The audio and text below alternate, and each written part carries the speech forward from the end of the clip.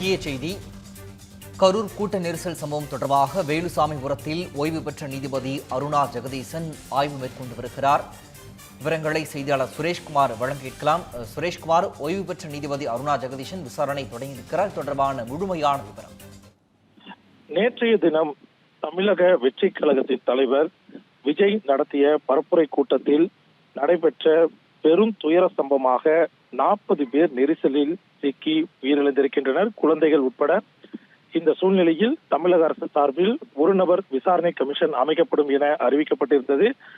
அதன் அடிப்படையில் ஓய்வு பெற்ற நீதிபதியான அருணா ஜெகதீசன் அவர்களுடைய தலைமையில தற்சமயம் விசாரணை நடைபெற்றுக் கொண்டிருக்கிறது. அதாவது நேற்றைய தினம் தமிழக வெற்றி கழகத்தின் தலைவர் விஜய் பேசி அங்கு அசம்பாவிதம் நடைபெற்ற இடமான வேலுசாமிபுரம் பகுதியில் தற்சமயம் அந்த விசாரணையும் ஆய்வு பணிகளும் மேற்கொள்ளப்பட்டு வருகின்றன.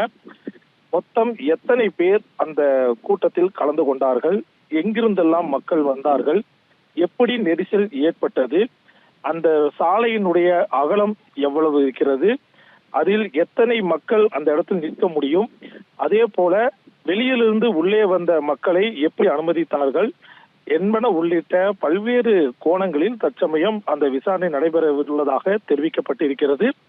குறிப்பாக இதில் இன்னொரு புறம் மாவட்ட ஆட்சியர் அலுவலகத்தில் சட்டம் ஒழுங்கு ADGP டேவிட்சன் அவர்களும் மாவட்ட ஆட்சியர் அவர்களும் விளக்கம் அளித்துட்டு வருகிறார்கள்.